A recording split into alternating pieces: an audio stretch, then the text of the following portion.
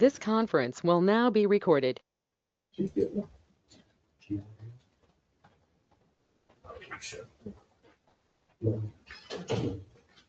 morning, everybody. Good morning. We're about to begin our last meeting of this year.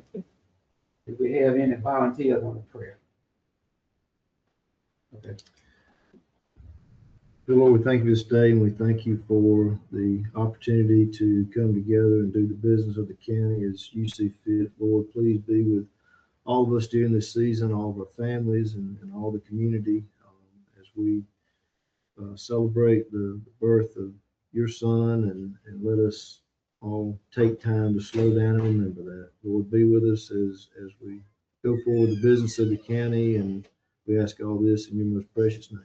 Amen. Amen. So I'm trying to figure out, what do we do next? But I ain't got no paper in front of me. I'm sorry. Let's join me in the pledge of allegiance. I pledge allegiance to the flag of the United States of America and to the republic for which it stands, one nation, under God, indivisible, with liberty and justice for all.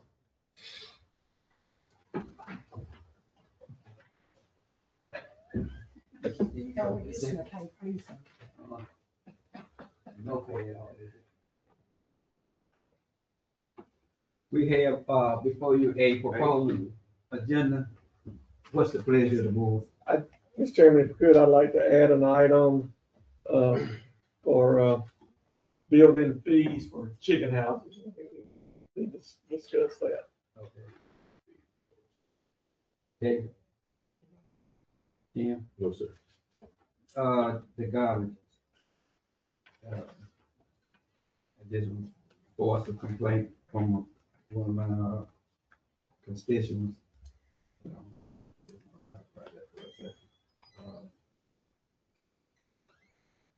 Eugene? Tom? I'm good, Mr. Chairman. I got some calls too about the garbage too. I move, Mr. Chairman, that we approve this agenda with those two additions. That's it. Okay, there has a motion and second. All in favor by the show of hands. That motion carries.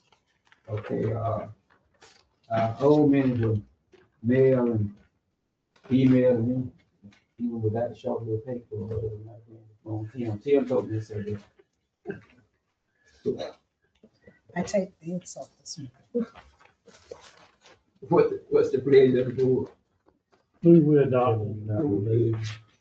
That's it. Okay, there has been motion and second. All in favor by the show of hands. Okay, that motion carries. All right, Mr. Steve is on you now. If you don't mind, Mr. Chairman, if we can go to item 3, the LMIG program. Rodney, you want to come on up?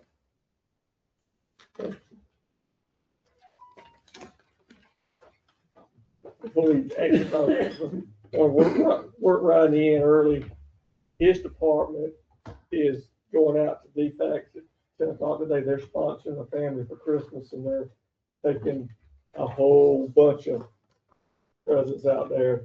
So it's something that they have done this several years in the past, right, Rodney? Yes. And I think it's something the men out there look forward to doing every year. So. And their little luncheon today. Okay, so I just wanted to give them kudos for that. Okay, item number 3. All right. Our FY 26 LMIG money, we're eligible for $832,000. Right, there's one. So it requires a 10% match, and we've got to get the application to DOT by February 1st. So we need to go ahead and decide what projects we will submit today, if at all possible, because our engineer needs some time to get the application package prepared and sent to DOT. So the package you've got with you, and let me pull it up on the screen also. Okay, what I asked Rodney, I said, give me what your what you consider the worst shape, the paved roads are in the worst shape. So he identified 9 of them. So these out here that's got 1 through 9, 1 is what, in your opinion, is the worst shaped road? Lonesome Pine, Okay, it hadn't been on the radar, but, we already had a previous list. Lonesome Pine is, we're just gonna have a mess. It's coming apart. And then, I think it's Franklin Road, we have some issues, especially right before you're heading south, before you get to Collier Cemetery. Something went wrong with the pavement years ago, but it's rattling out, it's gonna become a problem. That's number 2. Right now, Lonesome Pine, it's getting to be a disaster. I mean, I've identified several spots on it. A lot of these is already on the list, like Barbershop, Bowen, Mount Vernon, Owen Store, and 3rd District have already had pave overs on the worst parts in the road. So they kind of, as we were doing it then, they're kind of propped up, for a little more longevity on it. But Lonesome Pine just kind of jumped on the radar because it is getting terrible. I'm getting a lot of complaints. I've had a hair dropped in the road, and the drainage on the ditches, but the road is a lot of settling, and that's my opinion.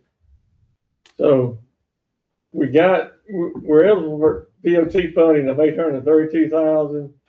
To get that, we got to match that with 10%, and that's an $83,000 match. So we need to spend $915,000 to keep all of DOT funding. Now, DOT don't mind if we spend way more than that, but we got to spend at least that to keep the DOT money. So what I did, I went back in projects we completed last year. We did Liberty Church Road, Palm Road, and Pleasant Valley Road between our regular LMIG and our extra LRA LMIG last year. And Liberty Church Road wound up, it come out right at $150,000 a mile what it cost us. Palm Road cost us $190,000 a mile. Pleasant Valley Road cost us $150,000. So for estimate purposes for next year, I just grabbed $175,000. And we got to put down an estimate for our application to DOT. So these dollar figures out here are based on $175,000. Now, when we get around to actually putting out bids, bids may come in less than that, bids may come in more than that. We can't control that. So that's sort of that in a nutshell. We need to at least submit $915,000 worth of estimate. We're gonna divide that by 175 to get the total amount that we can look down here and figure out. Well, if you do that, let's see here. I did not do that, but I can add do that right quick. 915,000 divided by 175,000. 5.2 miles. And if you want, then I've actually in your little package there. Hold on. You'll have. That ain't what I wanted to do. Get rid of that. How did I get that? How do I make that go away? I don't see no X either. Go back there. Thank you. There we go. All right, so there's a map in that little, your little handout. There's a map showing you this is Lonesome Pine Road. If you're in Pinehurst, going out Pinehurst Hawkinsville Road, Lonesome Pine goes from Pinehurst Hawkinsville. The section that we're talking about paving, repaving is from Pinehurst Hawkinsville Road down to Calhoun Road. Then number 2 is Franklin Road. This is the city of Ina. This is Highway 27 going to Americus. Come out of Ina, Franklin Road. You had to turn left on the Franklin Road. And it ends at River Road, just below Highway 27. Yeah, right there before Collier. This is the section that Rodney's talking about that's That's the worst. coming out. Do we have a mileage of? There you go. Yeah, how much it's gonna be. For what on- section? On that end, I mean, 6, we know. we Where would can't- you try to, where would you, if you weren't gonna do the whole road, Rodney, what would you suggest to try to thumb that in? Where would you start? Be somewhere between Otto or Nut House Road. Well, I would prefer to either start at Otto Road or Cannon Road. You pick an intersection. What that mileage would be. Well, which one would you rather? What was the number, 5 point? 5.2 miles. I'd have to look at that again, but I know if you started at Otto, you pretty much. Well, actually, from Lamar on, it starts getting, I don't know what happened there, it's happening out. I don't know what it is. So you saying Lamar Road? And that could change, I mean, you know, I have to. back Well, no, up I ain't to asking what, I'm asking you. Lamar, would be a target. All right. Don't give me multiple answers, give me one answer. All right, hold on a second. Let me- Lonesome Pines 3. Well, let me go, I'm gonna go see how many miles that is. Lonesome Pine, I think. Then you think Right at 3. Otto looked about like halfway on that road, so you're gonna have to go towards River Road a little bit. Franklin Road. All right, if you end at River Road, Otto, or you said Lamar. So 6 times, what you can do, that when they address Franklin Road, all right, so the very end of Franklin Road is 6,008. That would be, if you had a house, so that'd be your address. The address it where the intersects Lamar Road is 4371. In their address system, every 1,000 numbers is a mile. So if you subtract 4371 from 6,008,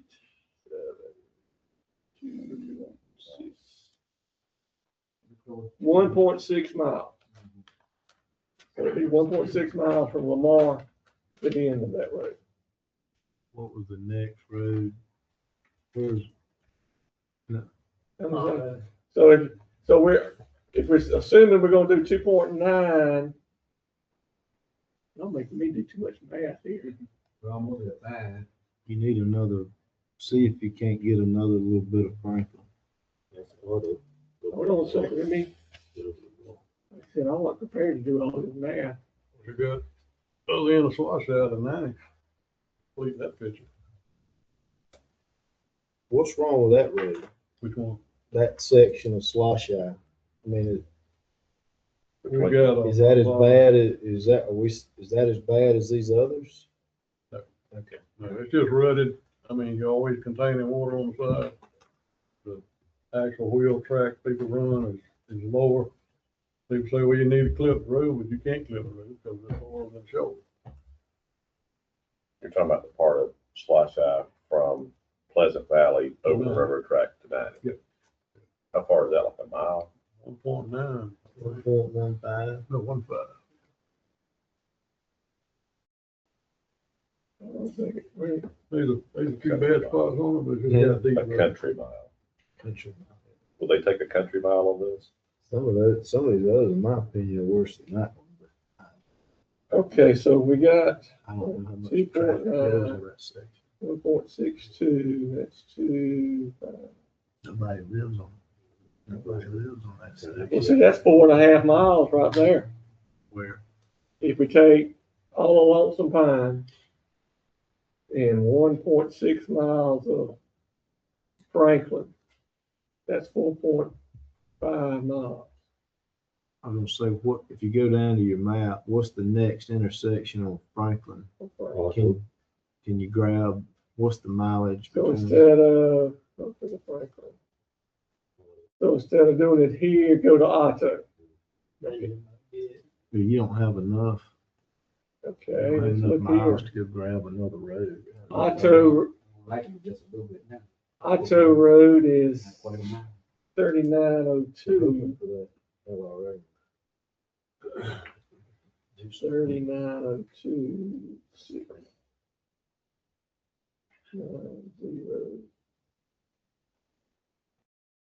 So that's an additional 4/10 of, you're looking at five, that's up to 5 miles. We could submit that. Yes, If it goes a little further. it goes a little further, we'll go further with it. And then hopefully we'll have our LMIG, hopefully the state's gonna fund LMIG, local roads, LRA next year as well. Before we started, we look back, the state didn't make that decision. We got notified of the 25 LMIG, LRA, middle of March. Because it got funded by the state's amended budget.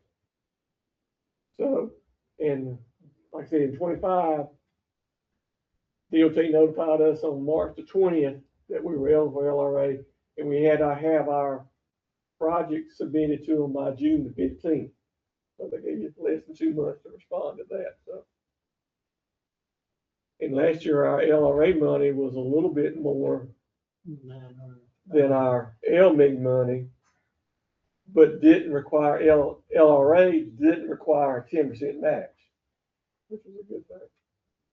So y'all are okay with submitting Lonesome Pine and Franklin Road from Otto to River Road?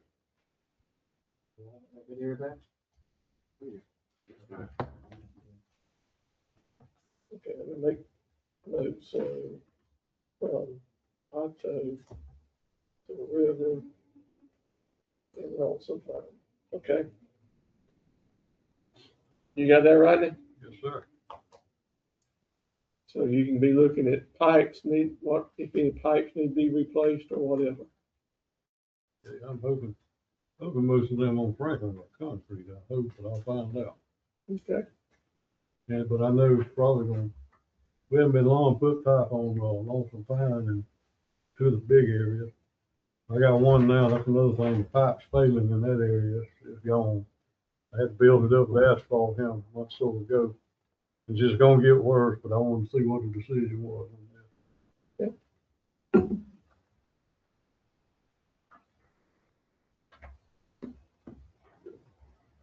And they started hauling the rock for the dirt roads this week. Yeah. I get to go ahead and order another 1,000 tons of rock gravel to put up there to start putting on some of the dirt roads. So we'll need to talk about coming up with some additional priorities y'all have on that. But if it's okay, can we not do it today, maybe at the next meeting? Okay. Anything else you got, Ronnie? Because I don't want to hold you up. No, I'm good. If y'all got any questions, that'll give me something to start on, start checking these pipes. See what we gotta do there. Know I got a lot of drainage work to do in the farmers have created on drainage. Cleaning ditches and all, so it's gonna be a process. Backhoe loader. I'm still working on that. I like that one more question. That little animal that be messing up everything, the beaver. Mm-hmm. Have you got a chance to get around to that? Yeah. I mean, it's no issue. You talking about Lily Road? Yeah.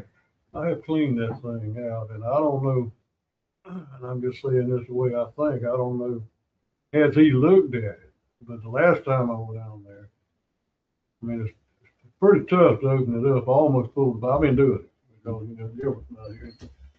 But you can pull the back off in there pretty quick, and I come close the other day, but, I had it cleaned out, but at the point he brought that up, people got to understand, when you clean out a beaver plug, you got to have some back pressure with water behind it.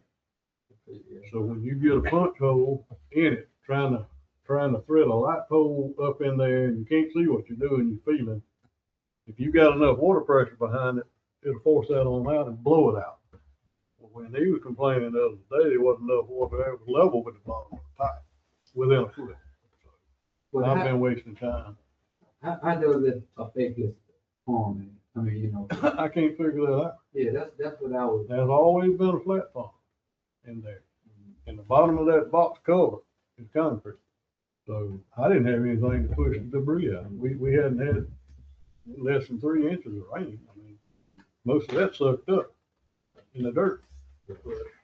We own them. I've got, right now, most of these drains I've been observing, the water level, a lot of them haven't got up to the bottom of the pipe. Some have.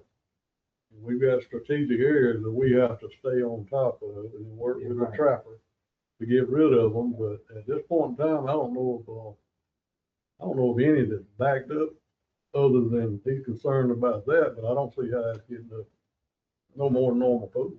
So what are you being proud, is on the priority list that need to be addressed first, and what we do? Yes, sir. I've got a brand new light pole over there after I've done broke two. It's waiting on me.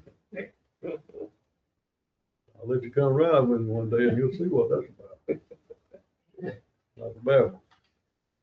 Now, on another one, you'll probably get complaints. I don't know who that's, yours or Eugene's area. But down at the vault plant. On Franklin Road. And if it comes up, I've done observed that. I've been down there. I mean, trap the beavers. Those people are pretty hard to deal with. They built the bottom anyway. And I told that lady last time, I said, look, these are y'all's beavers. They're stopping the firefighter. And right now the problem is if it goes rising again downstream, probably nearly 100 feet on the people's property is a beaver dam. I ain't got any control of it. And they've been having that problem for a long time, so I know who you're talking about. They just started now.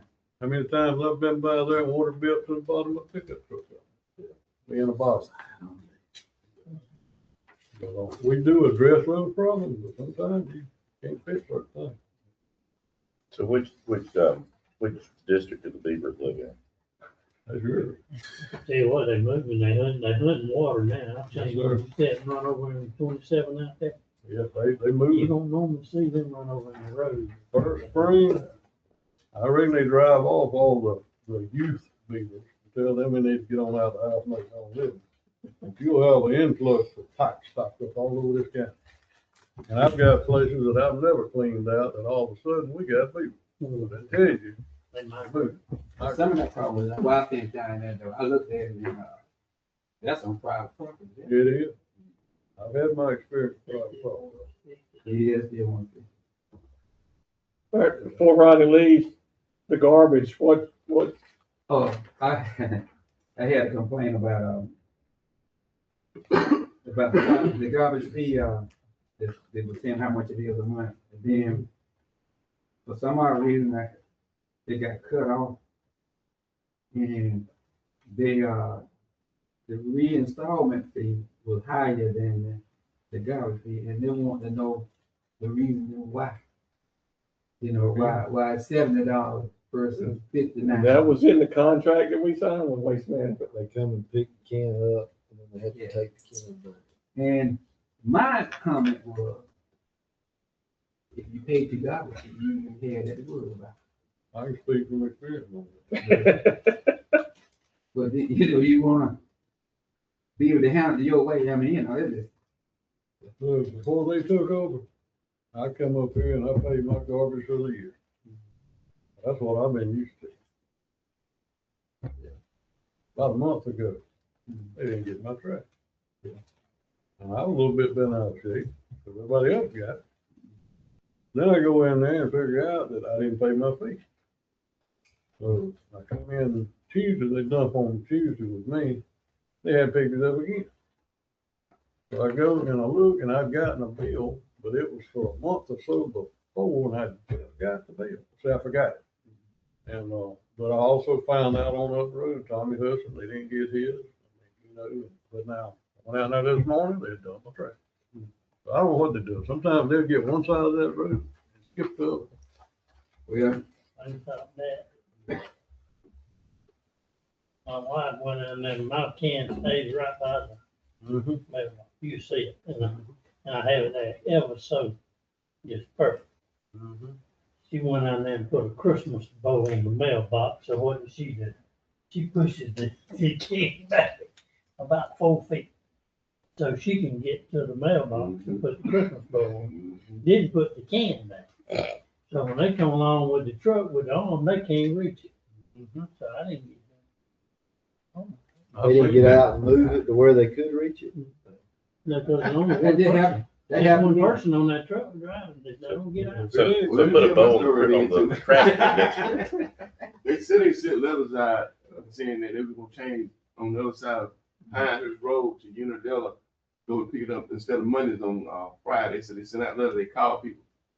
Nobody I talked to got a letter or a call. You know, Yeah. the least they can do, they can tag a can. When now, wait a minute, back up. When I talked to Lynn about your situation, she talked to, I forget the lady's name. She said she went around and put a sticker on every can. That is I ain't gonna say it. I'm just saying, that's what she Yeah, said. nightmare.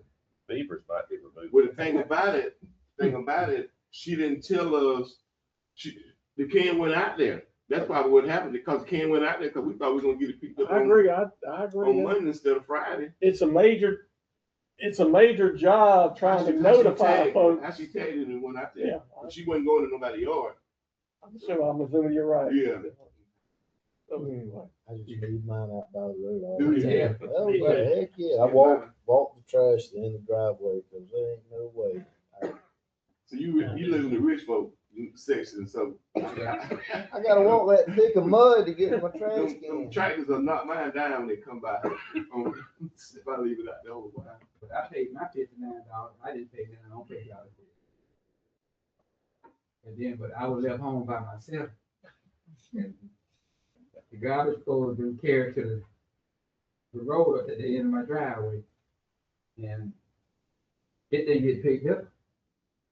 Naturally, I put the complaint on the garbage people. But I just forgot to. Yeah. I forgot to take it out the night. You need the night you. So basically, we've got death, taxes, and garbage are gonna be constants. Thank you, Rodney. All right, Thank you. Miss Loretta, come on up and have a seat. Oh, Merry Christmas. Rod, no invite? Invite? What? That's all right, you didn't think about it. You can come on, but you have to fend for yourself. Yeah. I got some folks out there that come by. But you're welcome. Yes, sir. I didn't get to bed 11 o'clock last night. I fixed about 5 gallons of stew. So there's gonna be plenty of food. All right, enjoy. Yes, ma'am. Good morning. Good morning. Morning. How y'all doing? All right. My name is Loretta Walters, founder of Give with Grace. Give with Grace, I am now certified.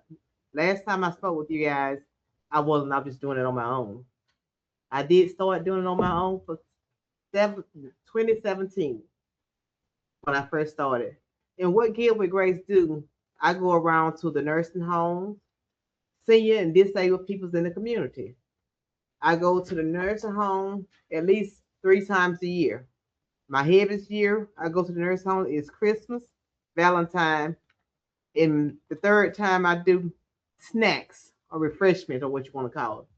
But I go out into the community monthly. I fix household baskets and take them to someone in the community.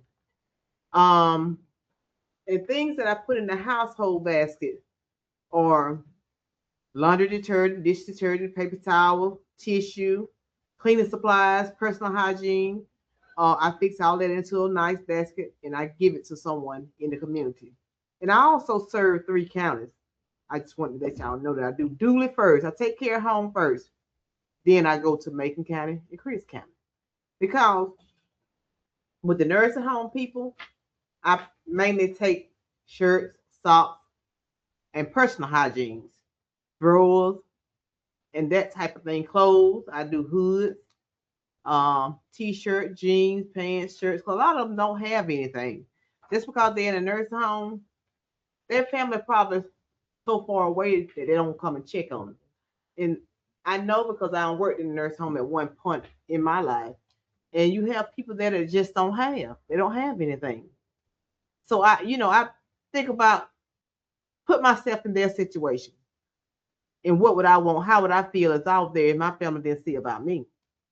And I started going to the nursing home because I had a family member there. And I would take snacks. So when I take snacks, I felt bad because he was eating his snacks and everybody looking around at him, they wanted some too. So I stopped, said, Randy, I can't, I didn't mean to call your name, but he did and gone. I can't bring you anything in here and not share with the other people. So I started getting bananas and cheese puff, and taking them as a snack to the nursing home. Because everybody can eat a banana. Even if you're on a puree diet, that banana can be mashed up. You still have something. I don't want to leave nobody out.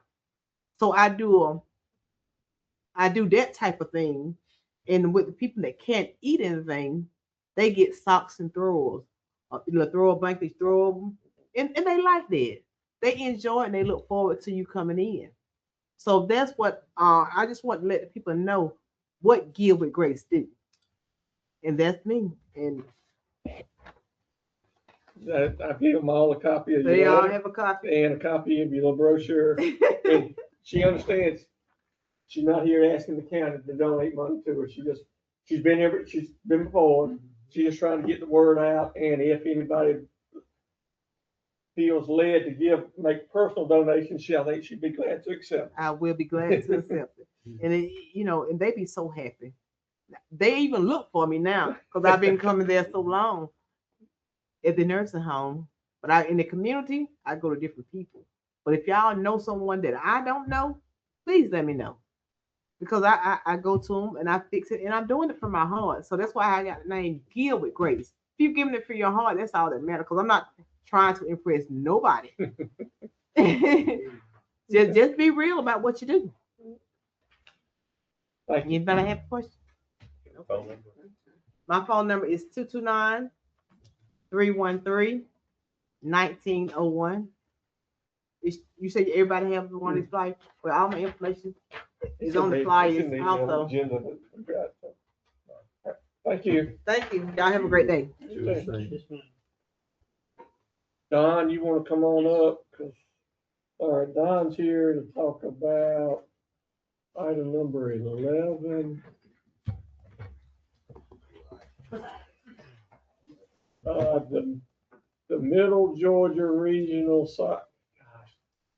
Middle Flint Regional E911 Authority is Talbot County, Taylor County, Marion County, Webster County, Sumter County, Sly County, Macon County, and Dooley County.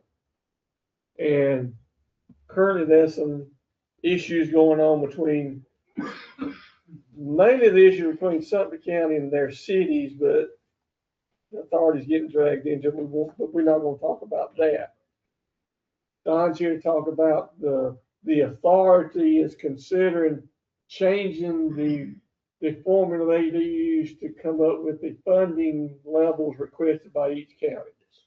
Currently, the funding level is determined by population of the county. All right, give a little history. All right, so originally when the Middle Flint Regional 911 Center was created, the funding was based on call volume per county.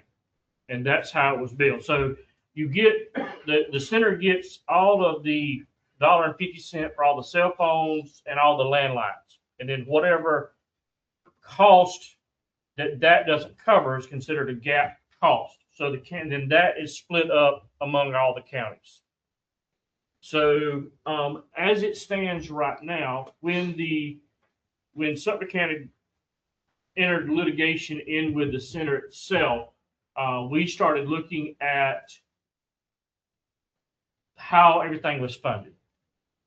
So as it stands right now, Sumter County contributes 33% of the budget, but they utilize 42% of the center's costs. So when the center was originally set up, it was set up to run based on call volume, and that's how it was built out. When the tornado occurred in Sumter County in Americus that year, because they had such an extraordinary call volume, the center changed the bylaws to go by population. Okay, so that's where we're at now. So Sumter County's population is 33% of that general 8 counties, and that's what they're built on. But they are actually utilizing 42% of the services. Right now, Dooley County is billed at a 12% volume of that money, but we are currently utilizing about 6.5% of the services. Because our sheriff's office, Because our sheriff's office does their own thing. That's right. So that's why ours is so much lower. The as far as next, dispatch goes. right, they do their own. Yeah, if we had to run, if Central had to run the number of tags that they do, we would be probably right up there with Sumter. But the next largest user is Macon County. Because the change was put into bylaws, there has to be a resolution made by the board to change it back to the original usage of per call volume versus per population. The majority of the board has agreed that that's how they want to change it back. Basically, what I'm here today for is to make sure that the county, the commission, is willing to support that resolution. It will save us money. On the use the tornado as a thing, we've had our share of that too. Wouldn't disaster money kick in to help cover? Yeah, I mean, yeah, they should have. Well, in my opinion, they should. Again, for my time wasn't there, but they could have taken part of the federal money could have been utilized to offset that cost, but because the center is an outside entity of Sumter County, there would have had to been some significant paperwork changes to get that money to move over. It's kind of like splosh money. We can't take our splosh money to buy upgrades for the 911 center unless it's directly Dooley County. We get in this scenario, we're getting billed for our usage. Right. So if we had a disaster that shot us up to the 20. So the way it's going to be planned out, the way the resolution is going to be planned out is we're going to take the average of the last 3 years. So in 2022, our average was 9%. That's not his question. I think his question is back to, I thought your question was, could you not somehow recoup based off of usage from FEMA, which is. Right. I'm Yeah. saying, could we have this in our mind if Yeah. our usage ever shot Oh up? yeah, So absolutely. it sounds like this was changed just for the tornado that happened in Sumter County. Yeah, It's it like- basically was. It basically was. And yes, you can take federal funding and a little bit of paperwork and make that coverage happen. Yeah. But what they're going to do and what the board has decided to do is to take the last 3 years and average that out for the following fiscal year. So let's just say that we had this plan now. We would go 23, 24, and 25 for the percentage rate to be paid in 26. Their fiscal year, are we on the same? It would be their fiscal year, but so it would be their, I mean, they would look from January of 2022 to December of 2025 to calculate that percentage rate. And then that's how that would be billed out for that following year. So it may fluctuate year to year. On average, like I said, in 2022, we had 9%, and then we had 6% in 23, and we're like at 6.8% now. So your average is going to be about the same. It will save money. Now, how dramatic, I don't know, but it will save money to the county. So, Well, it sounds like it's gonna be about close to 50%. yeah, it will save a significant. Now, Macon County will stay about the same, but some of the other counties will drop down a little bit as well. The only one's going to hurt is Sumter County. So they're not in favor of this. no, not at all. Not at all. But they're also costing the center tons of money too with their litigation. So, Do we need any kind of motion or anything, or just information? Maybe just want to make sure y'all. yeah, make sure that y'all are okay with doing that. With because him you're- voting to Right. support that change. Right, we all support. That's what I need to know. Is that a change that y'all wish to support? Last question, is this gonna push Sumter out of the? There's no way they can afford their own 911 center. You're looking at, well, Because that would because, shift our cost. well, Somebody even leaves. that's already been figured out too. Even if Sumter County decided we're going to pull out, there is 2 other counties that are begging to come in. that we, right now, the board or the center does not have space for. So that would be a little shift. It would probably go back to 12% what we're paying now. But even if they pulled out, but they can't afford to pull out. Next Generation 911, which we just had to purchase equipment for, to start their own center, minimum of $3 to $4 million. And that's not including employees. And they're not going to do that. So that was my question. Thank y'all. Merry Christmas. You see? Okay, Yes, I got it. I'll send it to you. let's go back. And item number 4, just a reminder, upcoming holidays, next Wednesday and Thursday, Christmas Eve and Christmas Day, and then the following Thursday, New Year's Day. So that's just information. So then normally we meet, item number 5, normally we have our meetings on the first and third Thursday of every month. The first Thursday of next month is New Year's Day, so we're bumping all our January, both of our January meetings back a week. So we'll meet on January the 8th and January the 22nd next month. Proposals are back. I'm still trying to work on that when I have time. Our auditors here are doing our audit, so it's taking up quite a bit of our time. So. Planning Commission, Glenn, you want to come up? Good morning, gentlemen. Good morning. A lot of this is just for information. The Planning Commission, the last meeting was December the 8th. And the action they took, basically, they had a variance, a rezoning request for down at Campers Haven, but we've already taken care of that. But in that, they had a variance request also to reduce the setback. That had gotten tabled at the previous Planning Commission meeting, waiting on the outcome of the zoning issue. The zoning issue got resolved. So then basically the Planning Commission approved the variance of the setback with some conditions. So, but that matter doesn't come to y'all. That's Planning Commission taking care of that themselves. Then they had a request for another variance or a setback on the Pioneers Mineville Road. They approved that variance there again. That was Planning Commission business, not County Commissioner's business.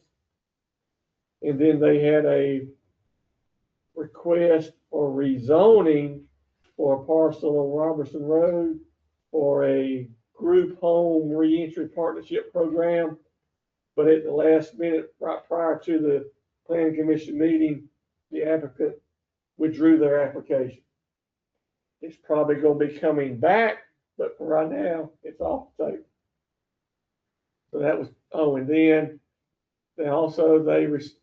the Planning Commissions had been having discussions with River Valley Regional Commission about getting them to help update our zoning ordinance.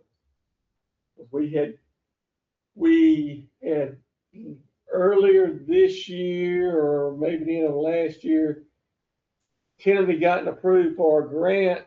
Yeah, that was last year. To help fund a major upgrade to the zoning ordinance.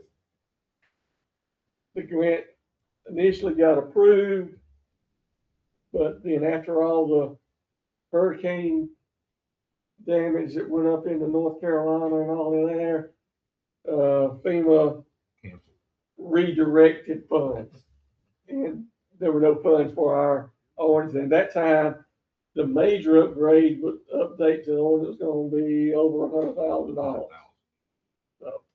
So they have been, they met with the representatives from River Valley at their December 8th meeting, talked about getting the proposal. River Valley has since submitted a proposal. Let me see here. Let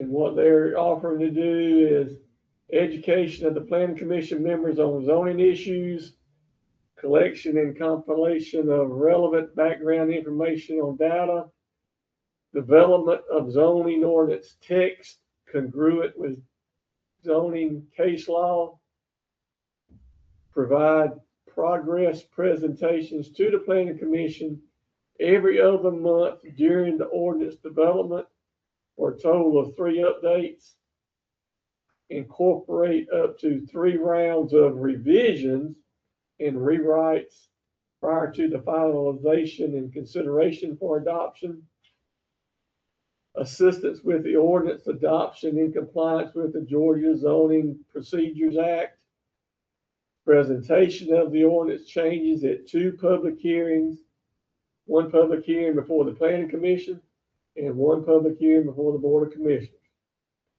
And then if after the first public hearing with the planning commission, any revisions will be included before the public hearing for the county commissioners. And then they'll deliver an electronic copy of the ordinance in a Word and PDF format. Their fee will be $22,500. If I could explain the reason it's so much less. We've done a lot of the work. We broke up into groups, as y'all saw, some of the stuff that we've already worked on. So the men were diligent to do a lot of work, and we're going to do more work. That's why it's so much less than the other one. Another company is going to do everything. A lot of this has been put on our shoulders, and we've been handling it. They're going to make sure we're doing everything legal and right. Thank you. They propose a term they would start to work January the 15th. They estimate it take a total of 8 months and to be ended by September the 15th. Is this the only option for this? I mean, are we taking? It's going to be by far the cheapest option. They've done this before? They have done this for other counties in their area, yes. Well, let's have some discussion first. Do y'all understand what they're proposing to do? Is it budgeted? No. Mr. Chairman. Yes, sir. Answer Mr. Mixon's question about cost and so forth. We did this for the city of Leesburg. And we hired a law firm to do it out of Atlanta. And this was 20 years ago. And it was around 15,000 back then. And the difference, there's some differences and all that. So this is more in line than that number we saw before. There are some other groups that do this, and I know about law firms, but they're probably more expensive. I can tell you that now.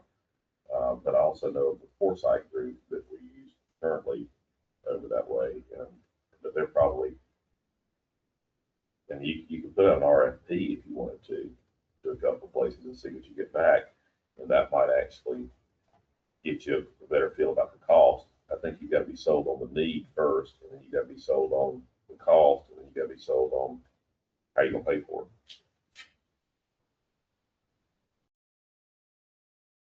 Well, hopefully everybody is in agreement on the need for an update. I don't think anybody's going to be objected to that. Now, yes, if we want to go through the process of developing an RFP, that is an option. Was this the guy that came to that work session? No. He's no longer with River Valley. Rick is retired, right? When he came, I mean, weren't we trying to move forward with that? And wasn't he just never got anything done? He basically took Chris County's ordinance and substituted Chris County for Dooley County, and that was his recommendation. But are we gonna get, I'm asking. No, this is going to be a totally different program. Because you weren't done major components of it. Yes, and to understand the difference, Chris County has a unified development order, so they have combined building, zoning, is all one thing governing. We're not going to do that. Ours would be strictly a zoning, not going, it'll govern the use of the land. It won't govern the loose use of building, but types of building it would.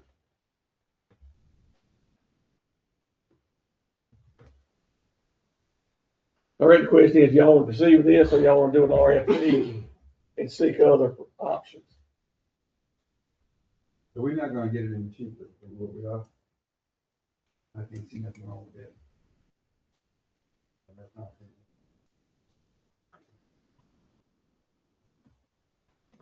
If you want to proceed with that, are you willing to proceed even though this is unbudgeted? What budget does this normally come out of? Well, this would be zoning budget. Is there any amount set aside for any of this? There's nothing for this. No. Well, from the permit, we hadn't collected enough out of that. Well, That's a separate. that, Yeah. we can put this on hold for just a second. Go to the item that I added to the agenda for building permits on chicken house, which will open up a whole lot. Our current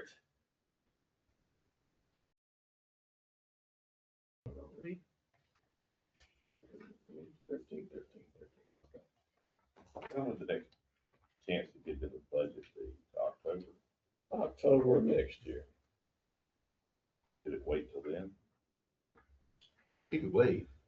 We just, I we mean, it can do the doesn't same need thing to. we're doing now. And as we run into, there's several times we run into problems because of, it's not clearly defined. There's, Do they want all their money now? Here. oh, Sorry. no, there was no discussion on payment. And it's gonna take 8 months to get it done? Right. So yeah, do we pay them at the end? Pardon me? Do we pay them at the end? That wasn't discussed. So I'm assuming we could negotiate that. I'm just trying to get you closer to that other budget thing. Okay, Glenn says there's a major chicken house development requesting a permit. Animal confinement structure. What road is this located It's on? on Highway 230. On Highway 230 in Dooley County. And Well, she's gonna go there. we haven't issued any building permits for any chicken houses since In my in chamber. Glenn's time here, so it's been a while. So our current fee schedule doesn't really specifically list anything for chicken houses or animal confinement, excuse me. The closest thing you can argue is an agricultural structure. And it's 20 cents, the permit fee just for the structure is 20 cents per square foot. Okay? Hold on a second here. Let me- Heated. Don't get ahead of me. They have to have heat. More chicken.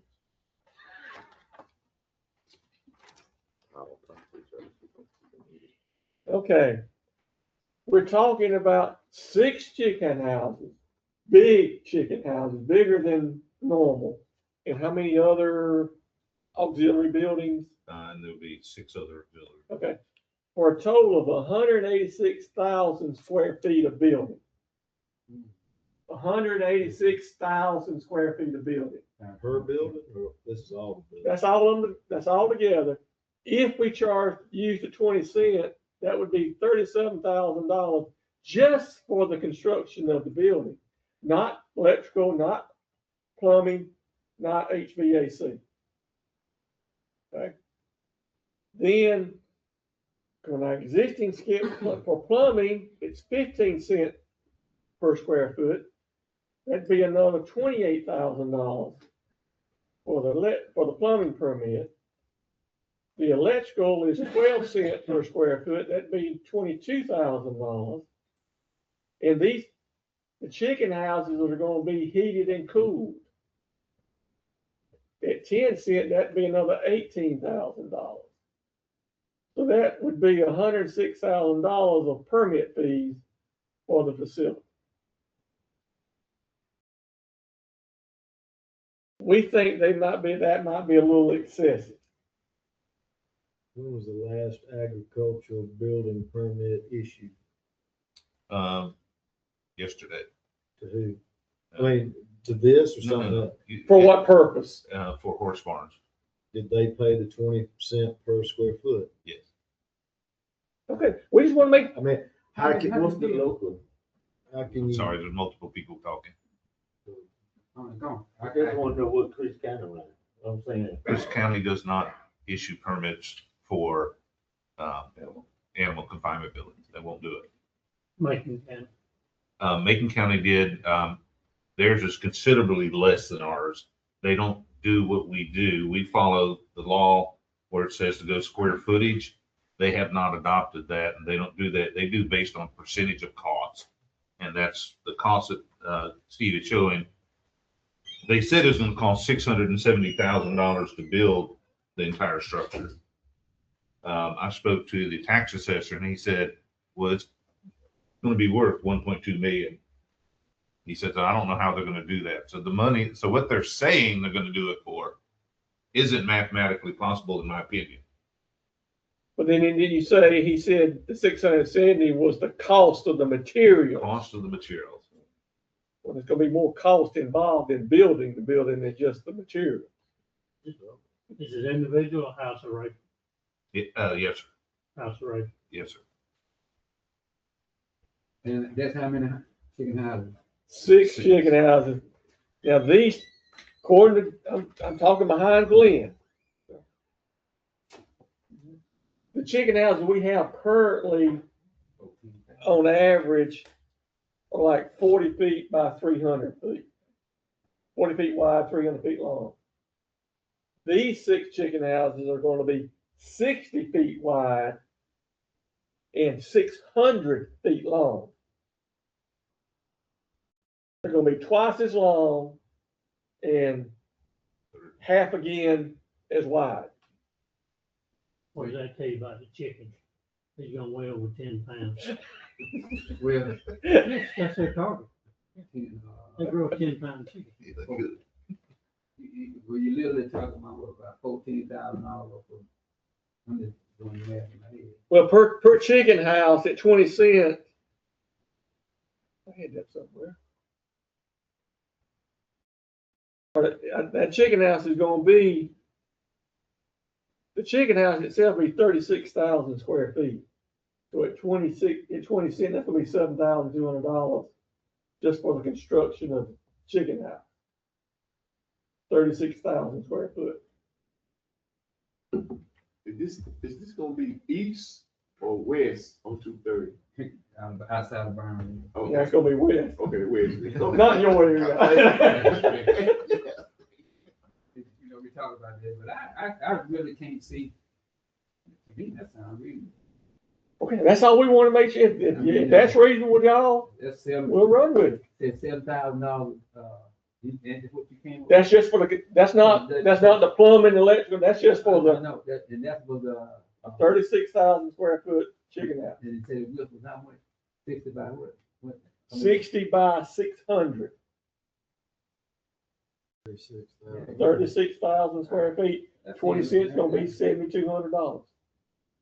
I don't see how you just issued one yesterday for a horse. I agree. If you reduce this, You'd have to make a You're separate category subsidizing. for animal confinement and consider that different than an ag building, is what you're gonna have to try to justify that that. was a horse barn. That's animal confinement. I mean, I'm just, how do you? Chicken house, man. Let's get rid of that. Well, a barn. Yeah, but I don't see nothing. I mean, to me, 20 cents is not. Okay, well, Glenn was concerned and he came to me and then I said, well, I don't have the authority to change the fee schedule. I said, we haven't had a meeting Thursday this next year. If y'all willing to stick with that, that's what it'll be. So I just wanted to verify it because I didn't want to discourage growth by having such extreme. So I was trying to be considerate. He'll make that back off of one, so. Okay, all right. Thank you, Glenn. Go- Well, you Go back to the zoning. let's put that on hold. Okay.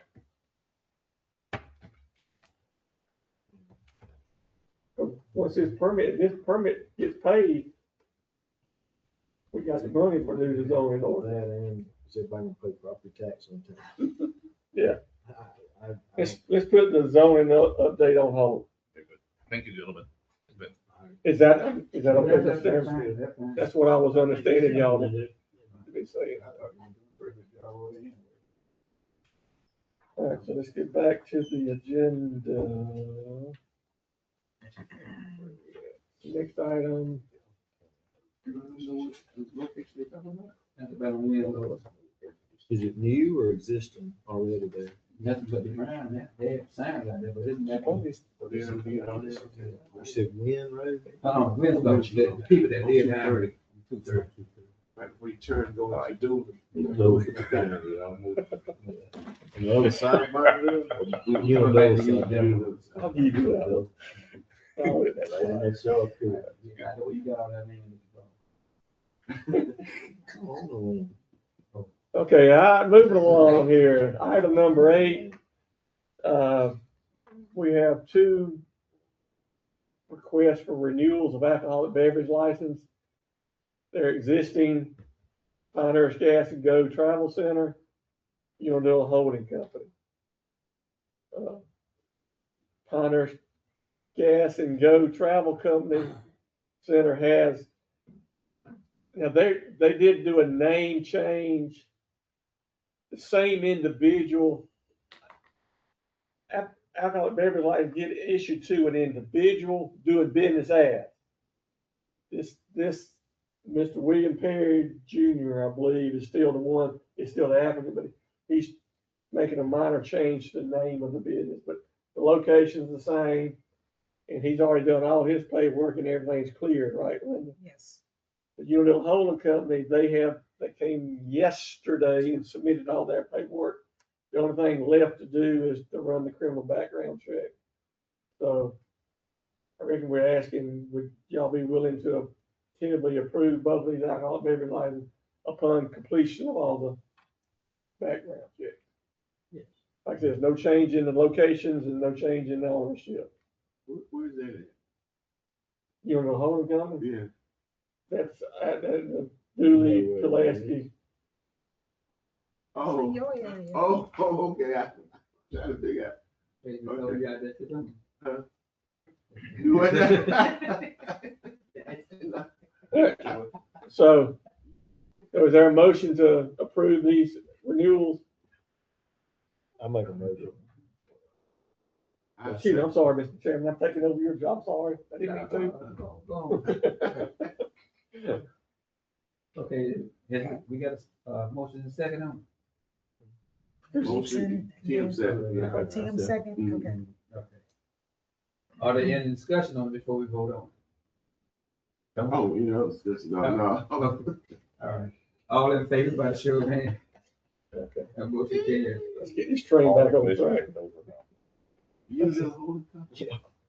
Yeah, that's what they've always called it. Unadilla Holding Company. No. I think it's a package. So Okay. They do have a 4 license. All right, item number 10, ACCG is hosting a webinar focusing on data centers on January the 6th. It's gonna be online and I'll be watching it. If y'all would like to come, y'all can come here and observe it.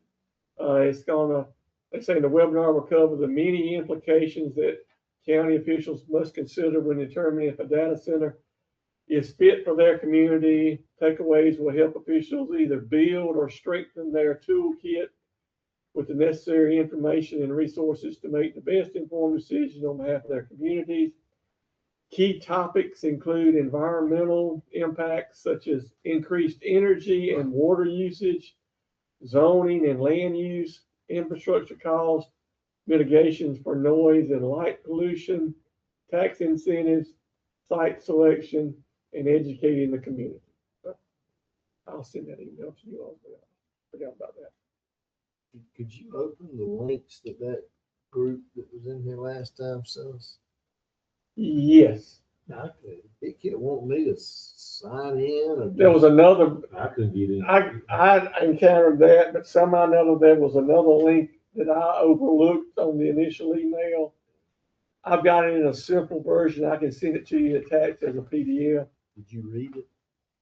I attempted to, but I didn't really know a whole lot more once I got through reading it than what I did before I started. I didn't know if there was anything to it, if it was, but I wasn't going to start signing in or registering.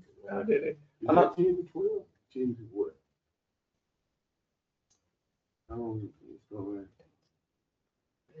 It don't say there, but hold on.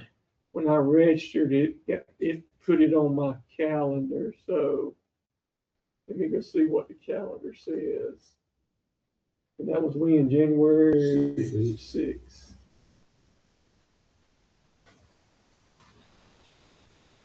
When they put it on my calendar, they did 10 to 11:30.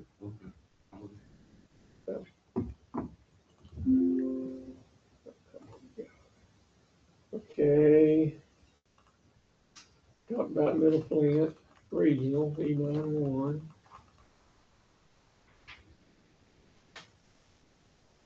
And we talked about Chingler. That's all I got, Mr. Chairman. We don't need no data. All right, hold on a second. Do we need to update them on the back? If we have any forward about them? Yeah. Is it out there? Yeah, let's find out what came in. What they call us, but Yeah. that's crazy. That's crazy too. Yeah, Mr. Chairman, I would like to request a brief executive session to talk about Potential litigation. potential litigation. I make a motion. That's it. There's a motion and second. All in favor by the show of hands.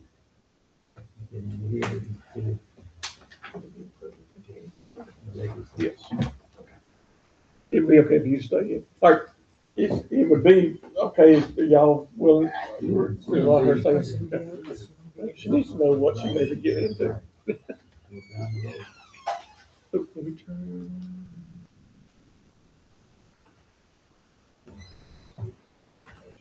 This conference will now be recorded.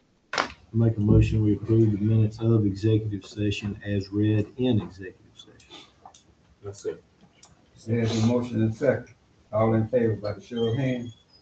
Okay, that motion carries. All right. Is that all on the table today? Mr. Chairman, I make a motion we adjourn this meeting. Second.